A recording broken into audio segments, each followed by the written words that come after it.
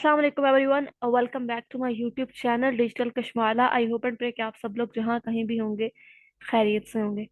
आज हमने करना है लेक्चर नंबर 10। सॉरी, मैंने 9 ओपन किया हुआ था। Lecture number 10, cross cultural psychology, PS5 515 का।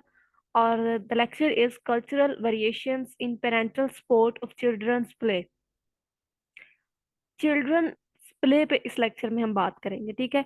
कि जो प्ले है, जो खेल होती है, वो बच्चे की डेवलपमेंट पर कितनी इम्पोर्टेंस रखती है बच्चे की डेवलपमेंट के लिए। अच्छा। यहाँ से पहले हम इंट्रोडक्शन देख लेते हैं। बेसिकली किसी भी बच्चे की किसी भी चिल्ड्रन की डेवलपमेंट के लिए प्ले एक इम्पोर्टेंट रोल प्ले करती है।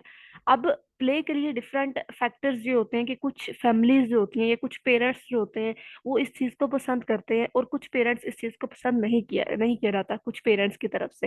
ज़्यादातर जो हमारी वेस्टर्न जो कल्चर है, वहाँ पर बच्चों की प्ले को बहुत ज़्यादा इंपॉर्टेंस दी जाती है, और ये समझा जाता है कि बच्चे की जितनी तालीम ज़रूरी है उतना ही बच्चे के लिए खेलना, बच्चे का डिफरेंट गेम्स में पार्टिसिपेट करना भी जरूरी है। बच्चे के गेम्स से पार्टिसिपेट करने से ना सिर्फ उसका कॉन्फिडेंस बिल्ड होता है, बल्कि उसकी जो फिजिकल डेवलपमेंट है वो भी स्ट्रोंग होती है।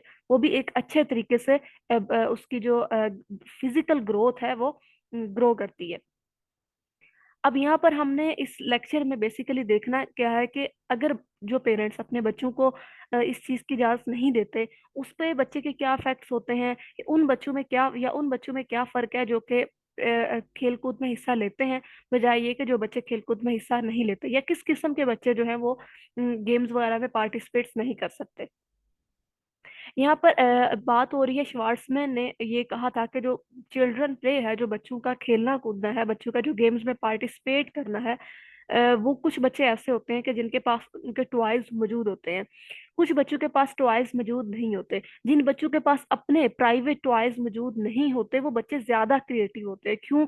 क्योंकि उनके वो किसी और चीज से मुशाबहत देखकर उससे वैसा टॉय समझकर उससे खेलना पसंद करते हैं। या फिर वो मिट्टी के खिलौने बनाते हैं, या फिर वो लकड़ी के टॉयज वगैरह बनाते हैं, तो वो बच्चे ज्यादा क्रिएटिव होते हैं। उसके अलावा इन्होंने ये भी कहा कि मतलब गेम्स को बच्चे डिफरेंट किस्म की शक्लें दे लेते हैं। फॉर एग्जांपल, किसी को अपने कंधे पर उठाना, उसको झूले देना, इस किस्म की गेम्स बनाते हैं अपने माइंड से, और वो ज्यादा क्रिएटिव होते हैं।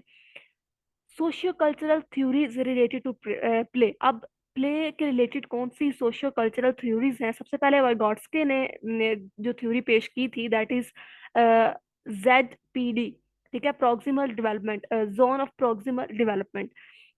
उन्होंने कहा कि बच्चे की लर्निंग में बच्चे का जो प्ले है वो बहुत अहम किरदार अदा करती है। कि बच्चा प्ले में पार्टिसिपेट करके बच्चा लर्न बहुत सारी चीजें करता है। ठीक है, अब इसमें दो तरह की हो सकती हैं। कि एक तो होता है कि चाइल्ड की इंडिपेंडेंट परफॉर्मेंस होती है, दूसरा एक्चुअल डेवलपमेंटल लेवल होता है।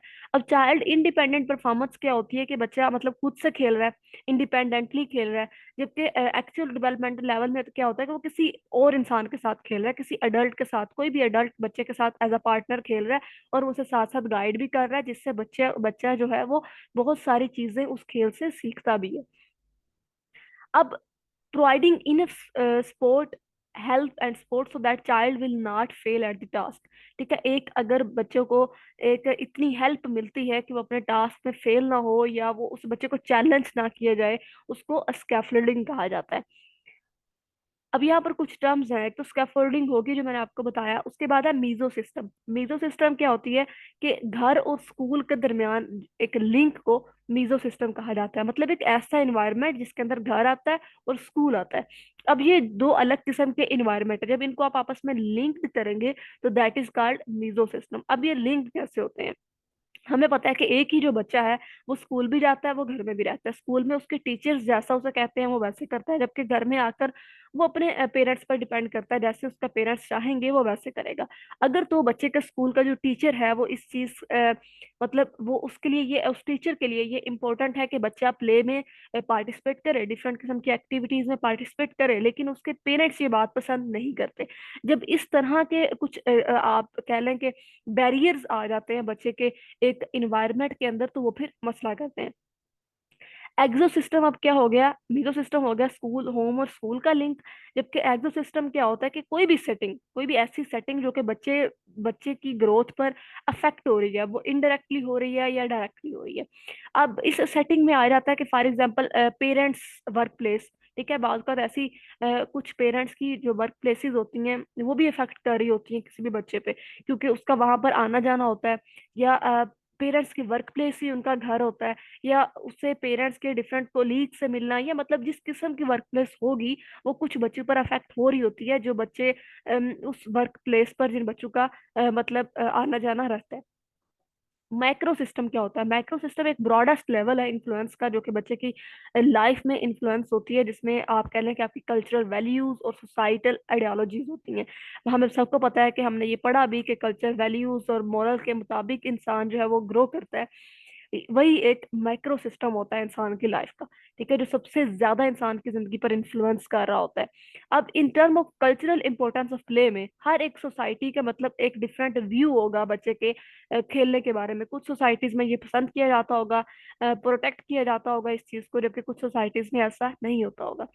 Bye contrast culturals way the parents work outside the home, कुछ ऐसे भी कल्चर्स हैं जहाँ पर पेरेंट्स जो हैं वो घर से बाहर जाकर काम करते हैं, do not involve the children in their economic life. जैसे हमने देखा कि पेरेंट्स की वर्क प्लेस होती है, तो यहाँ पर ये बताया जा रहा है कि कुछ ऐसी जगहें भी होती हैं जहाँ पर पेरेंट्स घर से बाहर जाकर काम करते हैं और वहां पर बच्चों की बिल्कुल भी इन्वॉल्वमेंट नहीं होती।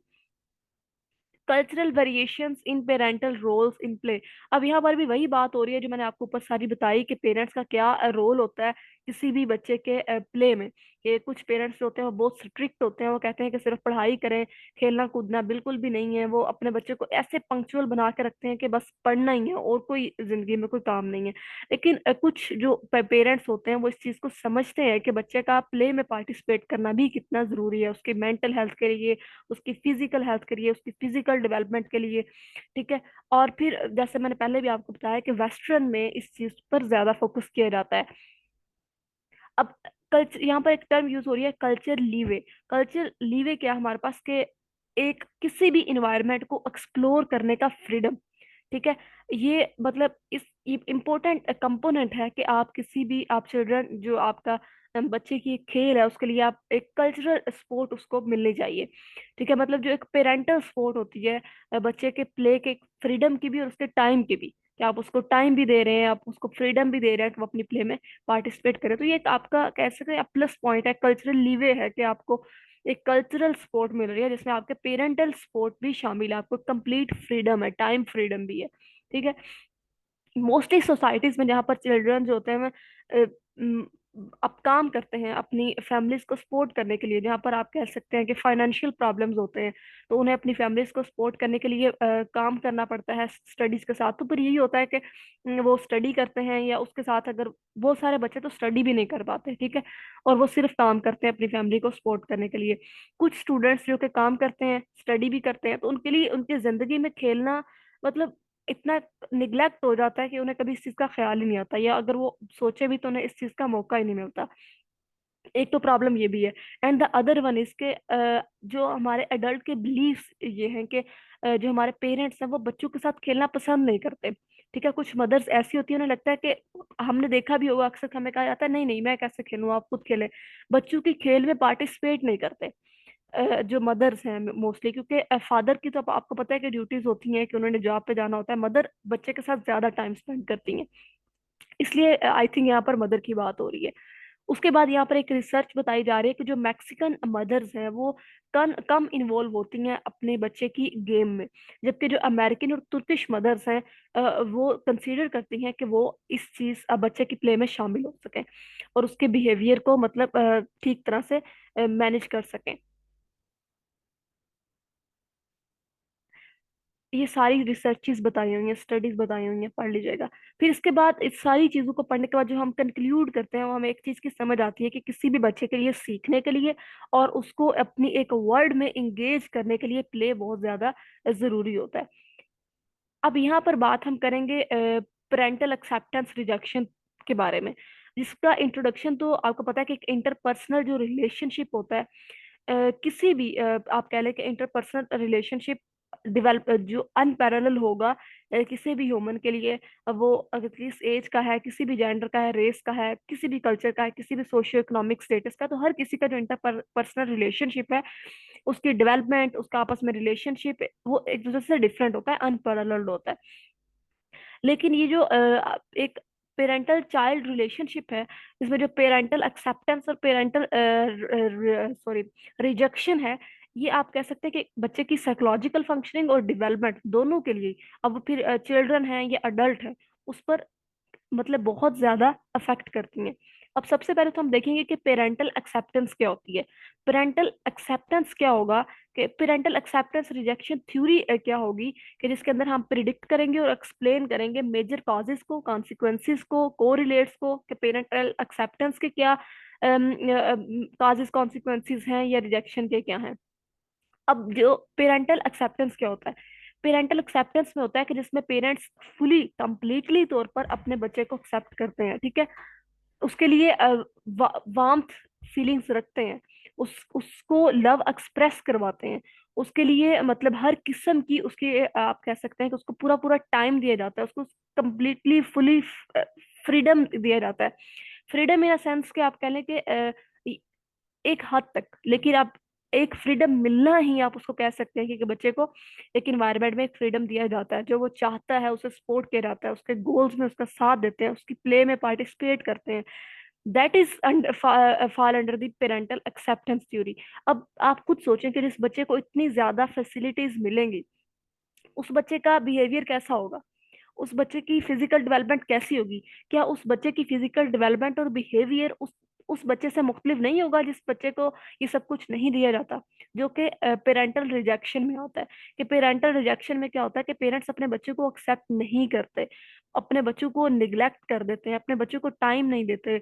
या बड़े मैक्स इश्यूज होते हैं, यहाँ पर ज्यादातर बात आती है ट्रांसजेंडर्स की, ठीक है, जहाँ पर उन्हें घर से निकाल दिया जाता है या किसी भी ऑर्गेनाइजेशन के पास छोड़ आते हैं, उन्हें निग्लेक्ट कर देते हैं अपनी जिंदगियों से। अब वो बच्चे जो कि पेरेंट रिजेक्शन का शिकार होते हैं, उनका जो बिहेवियर होता है, उनके बिहेवियर में एग्रेशन पाया जाता है, उनके बिहेवियर में एक उनका एक होस्टाइल किस्म का बिहेवियर बन जाता है, ठीक है।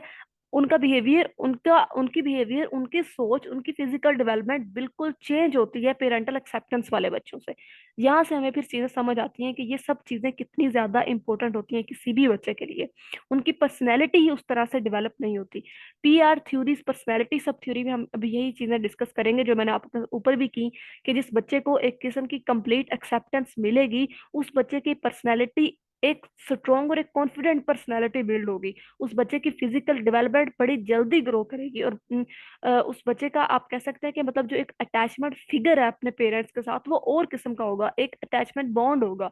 लेकिन जो बच्चे पेरेंट रिजेक्शन का शिकार हो जाते हैं, उन बच्चों के अंदर, उनकी पर्सनैलिटी के अंदर हॉस्टिलिटी, एग्रेशन, पैसिव एग्रेशन और डिफरेंट किस्म के प्रॉब्लम्स पाए जाते हैं। पीआर थ्योरी, स्कोपिंग सब थ्योरी। अब हमने देखा कि रिजेक्शन भी कुछ बच्चों को रिजेक्शन फेस करना पड़ती है, कुछ बच्चों को एक्सेप्टेंस फेस करना पड़ती है, और फिर उससे डिफरेंट किस्म के प्रॉब्लम्स आ जाते हैं। अब यहाँ पर पॉइंट ये है कि अगर हमें पता चल गया कि एक बच्चा पेरेंट रिजेक्शन का शिकार है, पेरेंटल रिजेक्शन का शिकार है, उसके बिहेवियर्स के अंदर ये चीजें पाई जाती हैं, तो क्या वो कोप कर सकता है, क्या वो रिकवर कर सकता है, क्या हम उसे ठीक कर सकते हैं उसके बिहेवियर को। तो यहाँ पर रिसर्च के मुताबिक ये बताया जा रहा है कि 80% जो चिल्ड्रंस या अडल्ट जो कि इस चीजों का शिकार हुए होते हैं, उनमें से 20% ऐसे हैं जो कोप कर सकते हैं, ठीक है। बाकियों को आप कंप्लीटली तौर पर कोप नहीं कर सकते। अब इसमें दो किस्म के कोपर्स आते हैं। अफेक्टिव कोपर्स, आप लोगों को समझ लग रही होगी कि कोपर्स यहाँ पर क्या बात हो रही है, किन की बात हो रही है, उन इंडिविजुअल्स की जो कि पेरेंटल रिजेक्शन का शिकार हैं और उनको ठीक करने की कोशिश की जा रही है। तो हम उन्हें कहेंगे कि कोपर्स, कि वो कितने परसेंट कोप कर सकते हैं अपने उस बिहेवियर को, जो उनका बिहेवियर पेरेंटल रिजेक्शन से अफेक्ट हो चुका है। अफेक्टिव कोपर्स होते हैं और इंस्ट्रूमेंटल कोपर्स होते हैं। अफेक्टिव कोपर्स वो इंडिविजुअल्स होते हैं जो कि आप कह लें कि 20% में आ गए, ठीक है, जो ओवरऑल पॉजिटिव मेंटल हेल्थ उनकी रखते हैं, वो पेरेंटल रिजेक्शन होने के बावजूद भी, उसको एक्सपीरियंस करने के बावजूद भी। अच्छा, अब इसके पीछे भी काफी ज्यादा रीजन हो सकती हैं। हो सकता है कि पेरेंटल रिजेक्शन के बाद उसको इन्वायरमेंट मिला हो, उसका जो केयर टेकर हो वो बहुत ज्यादा अच्छा हो, उसने उसे पेरेंट्स की कमी महसूस ना होने दी हो, उसने उसकी ग्रोथ, उसकी डेवलपमेंट का इस तरह से ख्याल रखा हो कि उसकी जो मेंटल हेल्थ है वो अफेक्ट ना हुई हो, ये भी हो सकता है। अब इंस्ट्रूमेंटल कोपर्स क्या होते हैं, और उसी के बरक्स जो हमने पहले बात की, कुछ ऐसे भी बच्चे हो सकते हैं कि जो पेरेंटल रिजेक्शन के बाद जिन्हें बहुत ज्यादा मुश्किलात का, प्रॉब्लम्स का, डिफरेंट किस्म के लोगों का सामना करना पड़ा हो, जिसकी वजह से वो उस तरह अफेक्टिव कोपर्स की तरह अपने आप को अब उस स्टेज में वापस ना ला सके हो। अब इंस्ट्रूमेंटल कोपर्स क्या होते हैं कि जो कि प्रोफेशनली तो बिल्कुल ठीक दिखते हैं, बिल्कुल परफेक्ट होते हैं, लेकिन कहीं ना कहीं उनकी साइकोलॉजिकल इम्पेयरमेंट के मसले होते हैं। ठीक है। PAR theory, socio cultural system सब थ्योरी की हम बात करते हैं कि हम सब इसके बारे में जानते भी हैं कि कल्चरल सोसाइटी के बारे में तो हम पढ़ पढ़ भी चुके हैं कि क्या क्या इफेक्ट्स होते हैं। यहाँ पर जो एक फोकस करने वाली बात है वो ये है कि वो बच्चे जो कि पेरेंटल रिजेक्शन से अफेक्ट हुए होते हैं, उनका ज्यादातर ये देखा गया है कि उनका गॉड पे बिलीफ, अब यहाँ पर मैं अल्लाह इसलिए नहीं कहूंगी क्योंकि ये जो हम पढ़ रहे हैं ये स्टडी ये ज्यादातर गोरों की है, जो कि मुस्लिम नहीं होते, तो वो ओवरऑल गॉड बोलते हैं। ठीक है। अब उनका और कंसेप्ट, हमारा और कंसेप्ट, लेकिन हम दोनों कंसेप्ट को इंशाल्लाह डिस्कस करेंगे।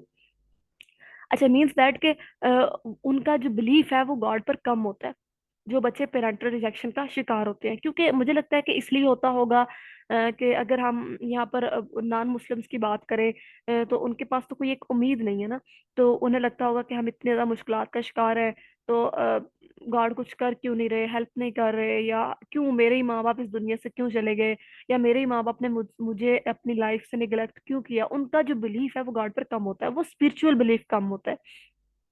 ऑन द अदर हैंड, अगर इन मुस्लिम वे में देखा जाए तो हमारे पास तो एक इसी चीज की ही ताकत बहुत ज्यादा है कि हम कहते हैं कि हमारे अल्लाह जो है वो अल्लाह ताला सबके ही है। अल्लाह ताला 70 माओ जितना प्यार करते हैं, हम ये कह ले तो हमें एक काफी हद तक हमें एक पीस मिलता है। ठीक है। कोई एक अगर मुस्लिम बच्चा इस सिनेरियो से गुजर रहा है, तो अगर वो इस चीज को सोचता है तो उसे पीस मिलेगा। ठीक है। लेकिन यहाँ पर अगर हम पढ़ रहे हैं तो हम जो लिखा हुआ वही पढ़ना पड़ेगा कि रिसर्च के मुताबिक जो बच्चे पेरेंटल रिजेक्शन का शिकार होते हैं वो स्पिरिचुअली उनका जो बिलीफ है गॉड पर वो कम होता है, बनस्बत उनके कि जो पेरेंटल एक्सेप्टेंस का शिकार होते हैं वो बच्चे रूहानी तौर पर ज्यादा यकीन रखते हैं।